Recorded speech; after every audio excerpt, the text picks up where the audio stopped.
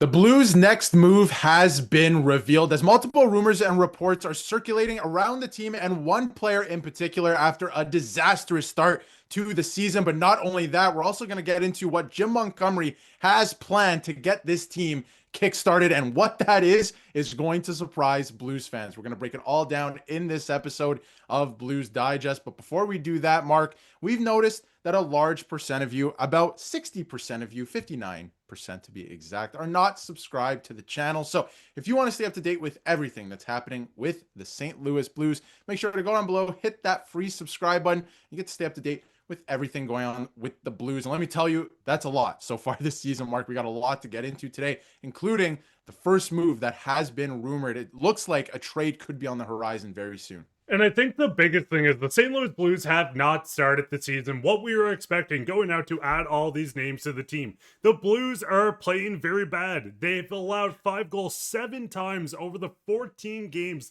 they've played this season. The Blues have been a team that's been struggling to get consistent goaltending, offense, defense, the Logan Mailloux saga. But Darius, the biggest thing is we know this is a team where reports are coming from Elliot Freeman that they're actively on the phone. Doug Armstrong wants to fix things around this team, and it goes straight into a report coming from David Pagnotta. We heard Pavel Buchnevich's name in the summer. He's got a full no-move clause. Do they entertain that? Now, going into the summer, these reports wherever they've started now, going all the way back to where people were talking about he needs a bounce back. What is your thoughts on Booch's name just kind of being circulating in the trade rumors?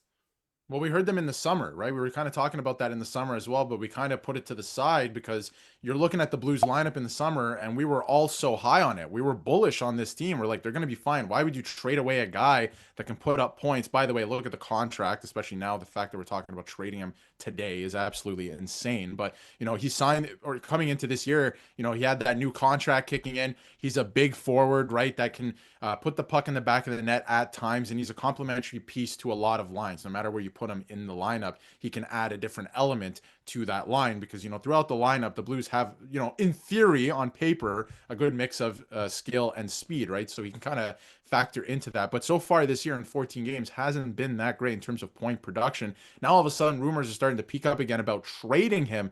Mark, if you can go back to his contract for a second, I don't know how, especially at 30 years old right now, you trade a contract that has him making $8 million in the middle, not even in the middle, right at the start of a season for the next 6 years. That doesn't make sense for other teams, right? So I wonder if they at least kick tires on it. He also has a no move, like we talked about at the beginning of the video as well. I think this would be very difficult, but ultimately, I think Doug Armstrong is going to start kicking tires on a lot of things right now because this team does not have it. And listen, they can pick it up in the second half. We've seen it. They've done it twice before, right? In recent memory. But last year, there was something that sparked it, right? You had the Four Nations face off. Maybe the Olympics can do that again. That's going to be a little late in the season for my liking.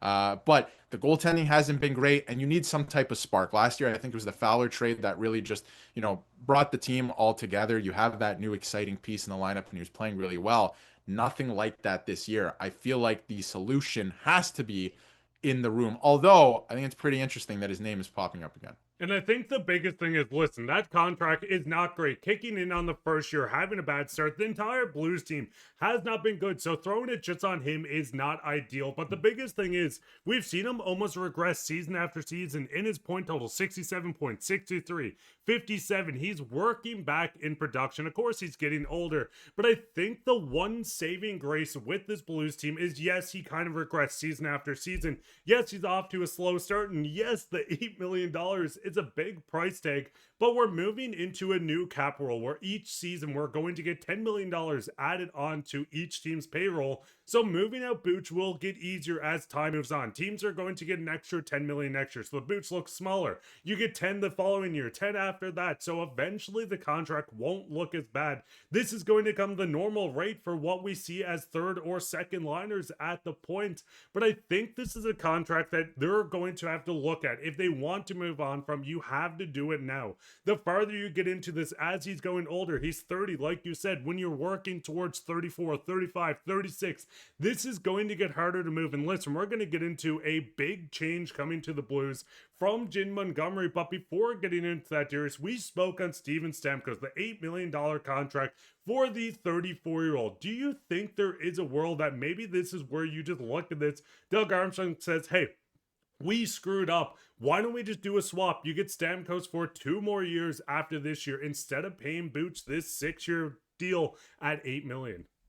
Well, if you're looking at Nashville, I think they want to get out from under the contract if you're trading Steven Stamkos, right?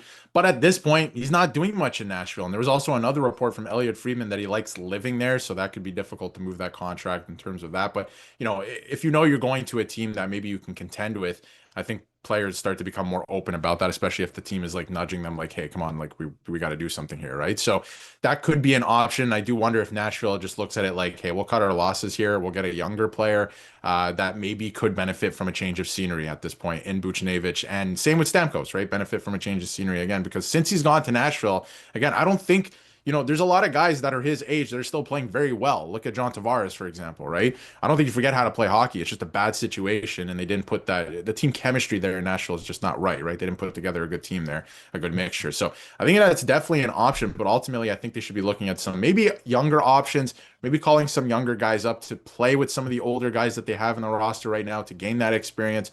I think that's the route you have to go. Start looking a little bit younger, but Stamkos would be an interesting option if it helps, right? Ultimately, he can play on that left wing, like we know now, and maybe moving out Buchnevich, that could make some sense. But you'd be taking on more salary, but for a shorter period of time. Maybe that makes sense in that case. And I think the biggest thing is there's a lot of teams around the NHL that want to hit the cap floor. Listen, the San Jose Sharks went out like they were in a franchise mode in a rebuild, which they're basically doing right now.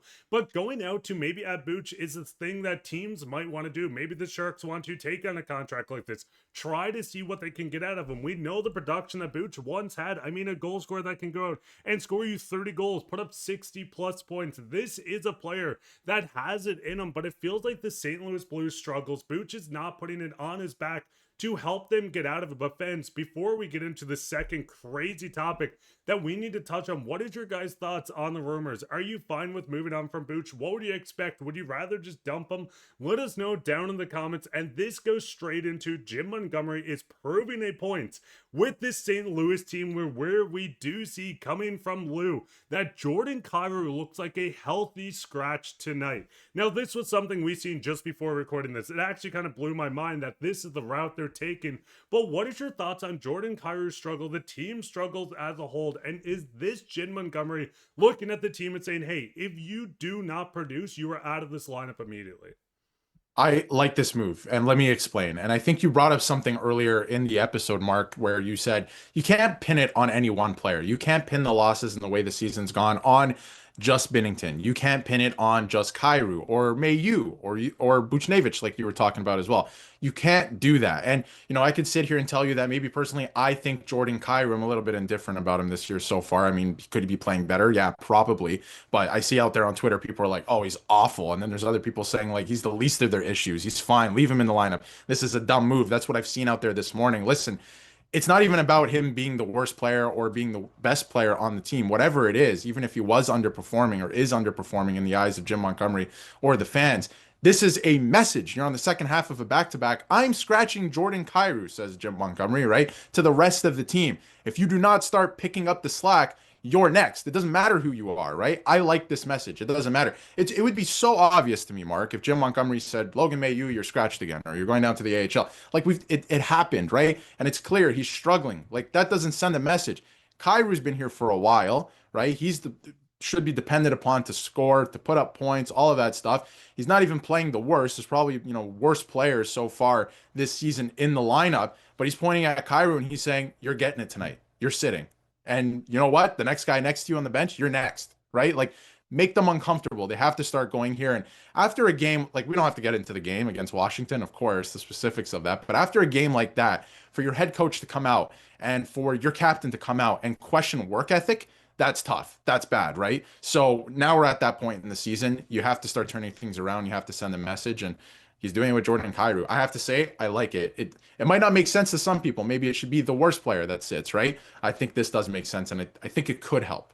And I do like that in the sense because you're looking at a guy, like you said, that's been a tenured player on this team. He's been on this team since 2018-19, coming through and scratching a player that's not living up to the expectations, the contract of what you want from a leader in this room on the ice and a point producer. I do like that as well, where you're looking at a lineup. And Jim Montgomery said it going into camp to even the young guys, do not buy an apartment. You are not safe here until you make the team. I think he's really pushing this motive now where no one is safe. And I wonder if that trickles through with Doug Armstrong looking at a team where maybe Jim Montgomery says, hey, this guy's not performing. We're going to scratch him. If he doesn't bounce back, trades need to happen. But what is your guys' thoughts on this? What is your thoughts on the rumors around Buch? Is he the next one being traded from this team? Are they looking at other trades? What is your thoughts on Jordan Kyrou being scratched? Let us know down in the comments. And speaking on comments, let's go straight in the comments today.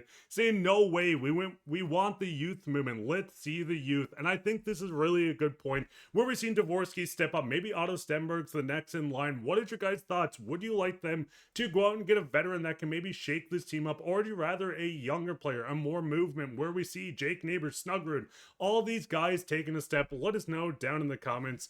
And while you're down there, leave a like, subscribe, share this with your friends. That'll be it for this episode. I've been your host, Mark, with my co-host, Darius, and take care, Blues fans.